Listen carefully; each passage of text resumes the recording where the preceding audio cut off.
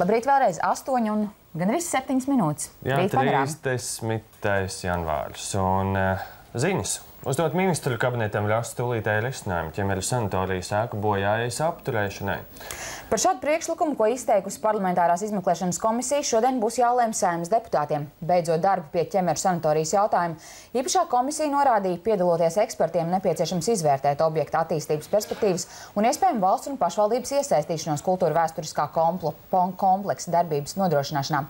Komisijas vadītājs Dāvis Stalts gan atzīst, ka deputātiem nav izdevusies virkni nospraust no mērķa. Viņš norāda, ka būtu jāsoda konkrēts amatpersonas, taču noilgums un milzīgais dokumentu apjoms, kas saistīts ar sanatorijas vēsturisko privatizācijas procesu, nav ļāvis komisijai atšķitināt visus notikumus, kuri iespējams bijuši pretiesiski. Jā, bet šodien Saeimā daudz citu, arī nemazāk būtiski jautājumi, kas izskatām, un šobrīd tiešraidē mums pievienojas kolēģi Madara Līcīte. Labrīt! Labrīt, Madara!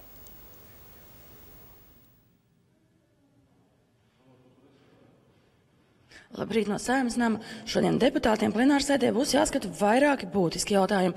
Viens no tiem paredz rast iespēju, kā mēģināt glābt ķemeru sanatoriju. Man līdzās parlamentārās izmeklēšanas komisijas vadītājs Dāvis Stalts. Labrīt! Labrīt!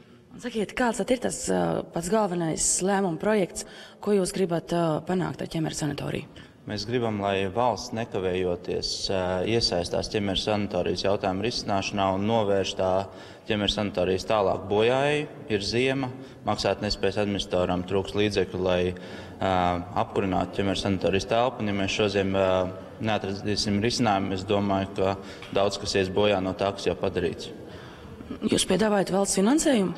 Mēs piedāvājam ministru kabinetam spriest par veiksmīgākajiem iespējamiem risinājumiem, tai skaitā iespēju atpirkt ķemeru sanatoriju izsoles ceļā. Vai jūs esat rēķinājuši, cik daudz līdzekļus tam vajadzētu? Atpirkšanai tieši? Tur ir aptuvenā summa kaut kāda 3 miljoni līdz 4 miljoni. Tā summa šobrīd vēl nav nosaukta, bet lielāka viņa noteikti nebūs. Viņa var tikai kristies. Jūs komisija pētīja sanatorijas likumību. Kādi ir varbūt tie gala secinājumi, ņemot vērā, ka šodien jūs uzstāsieties arī ar gala ziņojumu?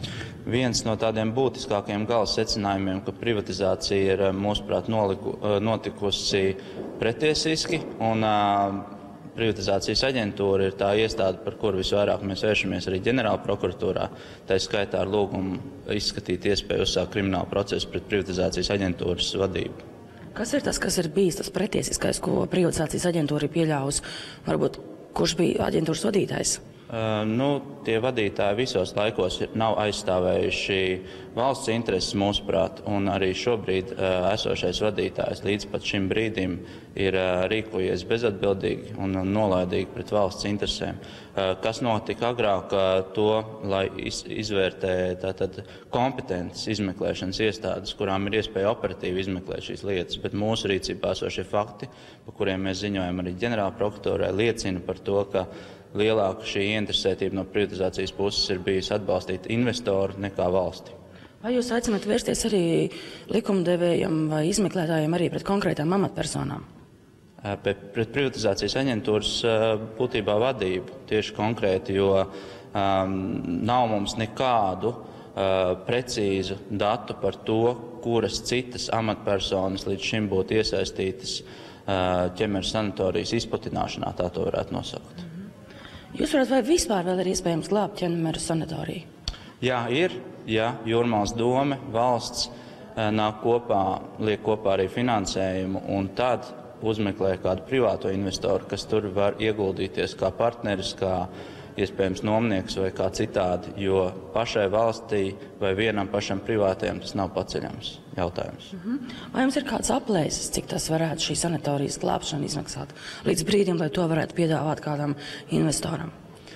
Nē, to investoram jau tagad ir jāpiedāvā, ko Jūrmālas doma pieņemsim un valsts nedara. Tas arī ir viens no jautājumiem, ko nekavējoties jādara. Mēs atsevišķi entuziasti meklējam kaut kāds investors, tas nav nopietns līmenis un ir jāmeklē strateģiskais investors, nevis vienkārši kaut kāds Kazahstānas pilsonis, kas tur grib uzcelt sev villu. Strateģiskais investors, tas nozīmē tādu investoru, kas tur ir gatavs turpināt kaut ko līdzīgu ķemeru sanatorijas funkciju izpildēji. Paldies liels.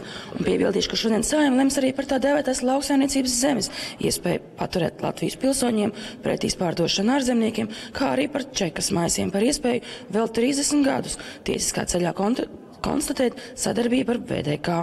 Kolēģi, vārds jums. Paldies,